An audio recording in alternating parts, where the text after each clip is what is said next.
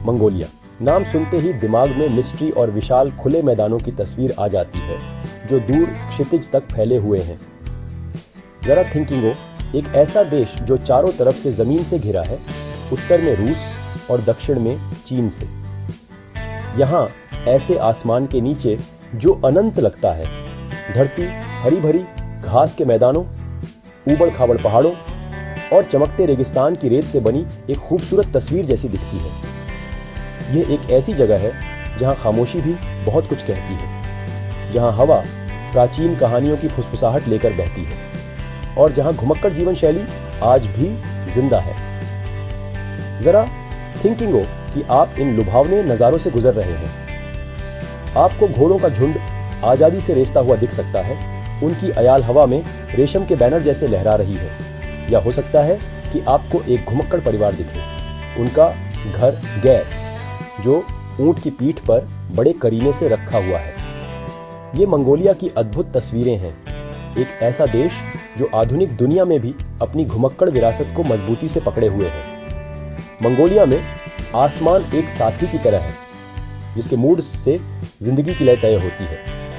सूर्योदय के चमकीले रंगों से लेकर रात के तारों से भरे आसमान तक, ऊपर वाला आसमान ब्रह्मांड के सारे राज जानता है। जैसे ही सूरज क्षितिज के नीचे डूबता है, घास के मैदानों पर लंबी परछाइयां बनाता है। इस जमीन की विशालता और खूबसूरती देखकर आप हैरान रह जाएंगे। ये एक ऐसी जगह है जहां समय रुक सा जाता है, जहां प्राचीन दुनिया और आधुनिक दुनिया एक साथ रहते हैं। एशिया के बीचों बीच बसा मंगोलिया एक अनोखी जगह पर है। तुर्की से दोगुना बड़ा यह देश जमीन से घिरा हुआ है, जहां सिर्फ 3 मिलियन से ज्यादा लोग रहते हैं जो इसके विशाल क्षेत्र में फैले हुए हैं। इसीलिए मंगोलिया दुनिया के सबसे कम आबादी वाले देशों में से एक है, जो आज की दुनिया के भीड़ भीड़ भाड़ वाले शहरों से बिल्कुल अलग है। यह अकेलापन कई मायनों में एक वरदान रहा है। इसी वजह से मंगोलिया अपनी अनोखी संस्कृति और विरासत को बचाए रख पाया है, जो दुनिया भर में फैल रही एक जैसी संस्कृति से प्रभावित नहीं हुई है। मंगोलिया का खूबसूरत परिदृश्य बर्फ से ढके पहाड़ों, सूखे डिजर्टों और हरे भरे मैदानों से बना है, जिसने न केवल देश के इतिहास को बल्कि यहाँ के लोगों की सोच को भी बदला है। मंगोलिया में जो हवा आप लेते हैं वह अलग ही लगती है, ताजी, साफ और जंगली जड़ी बूटियों और बारिश के बाद की मिट्टी की खुशबू से भरी हुई। यहाँ निजी जगह का मतलब ही अलग है। मीलों तक फैली खुली जमीन के साथ आप वाकई आजादी और अकेलेपन का अनुभव कर सकते हैं, जो आज की भीड़भाड़ वाली दुनिया में बहुत कम मिलता है। सदियों से घुमक्कड़ी जीवन शैली मंगोलिया की जीवन रेखा रही है। यह प्रकृति की लय से जुड़ी एक जीवन शैली है, इंसान और पर्यावरण के बीच एक नाजुक रिश्ता। घुमक्कड़ परिवार अक्सर चमकीले रंग के पारंपरिक डील चोगा पहने साल में कई बार अपने गैर घर बदलते रहते हैं अपने जानवरों, भेड़, बकरियों, घोड़ों, ऊंटों और याक के चराई के हिसाब से।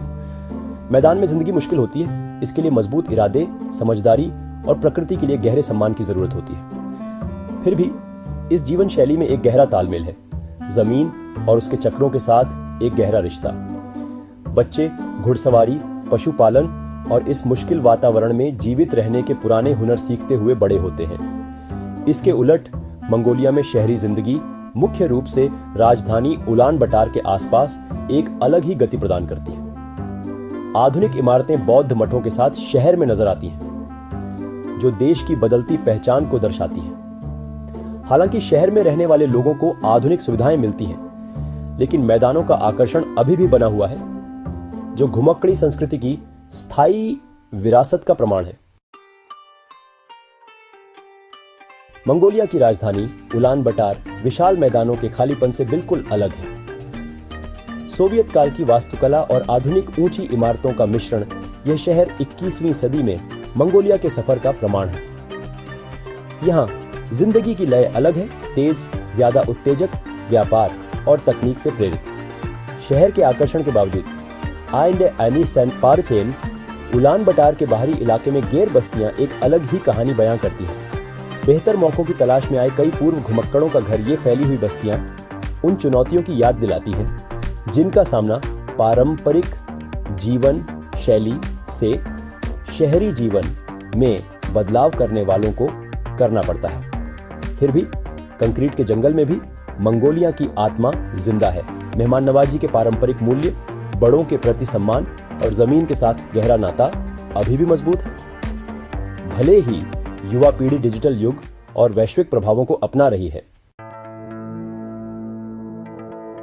सेक्शन 5 शिफा देने वाले हाथ और पुराने रेमेडीज।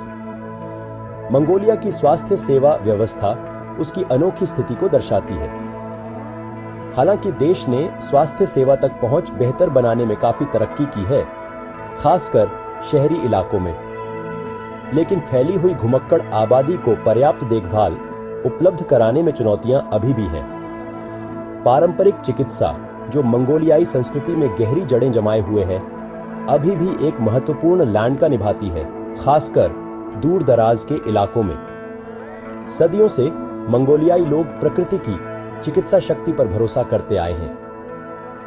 पारंपरिक चिकित्सक, जो अक्सर अपने समुदायों में सम्मानित व्यक्ति होते हैं, मैदानों में पाई जाने वाली पौधों और जड़ी बूटियों के औषधीय गुणों के बारे में काफी ज्ञान रखते हैं।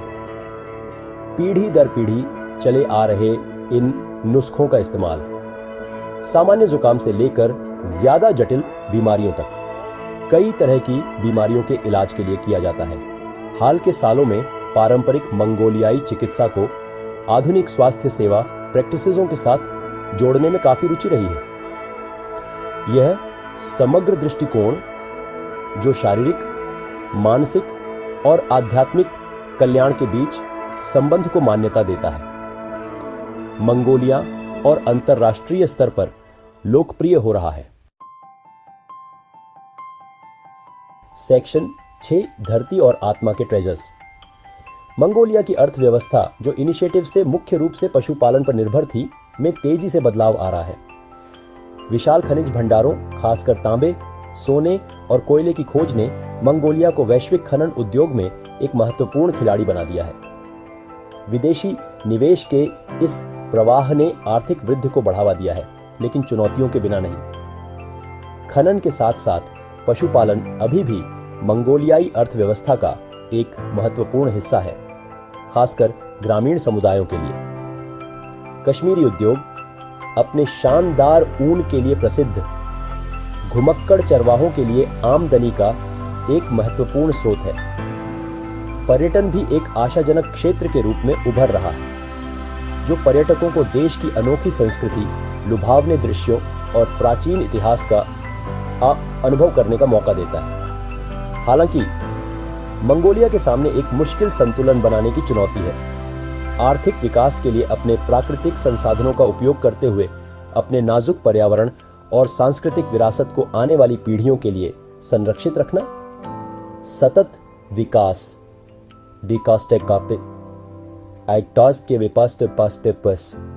हार, यही साइकिलते सुनिश्चित करने के लिए जरूरी है कि मंगोलिया की आर्थिक वृद्धि उसके प्राकृतिक खजानों की कीमत पर ना हो। सेक्शन 7 एक नाजुक बैलेंस। मंगोलिया का विशाल परिदृश्य सुंदर तो है, लेकिन बहुत ही नाजुक भी है।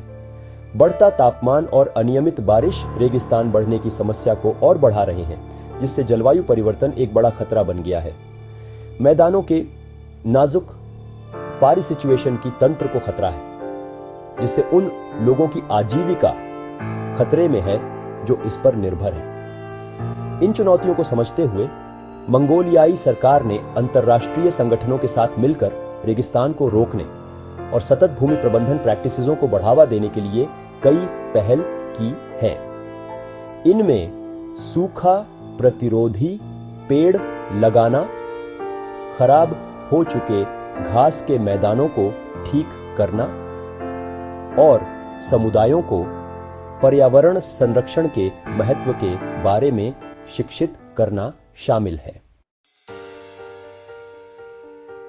सेक्शन 8 मंगोलिया बुला रहा है। मंगोलिया नीले आसमान और घुमक्कड़ आत्माओं की धरती साहसी यात्रियों को अपनी ओर आकर्षित करती है।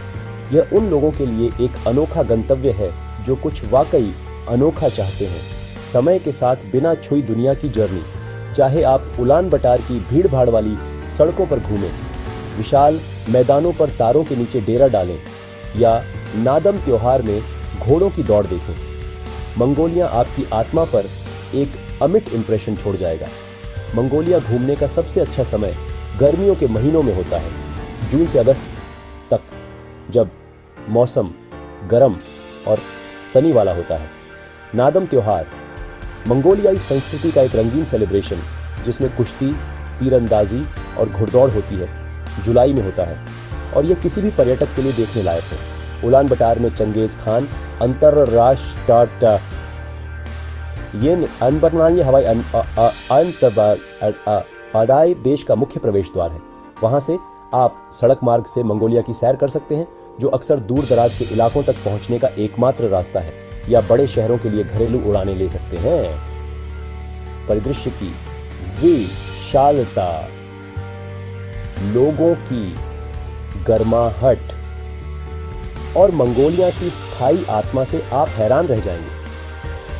आइए एशिया के दिल में खो जाइए, मंगोलिया की खोज कीजिए, धरती पर आखिरी रहस्यमयी जमीन।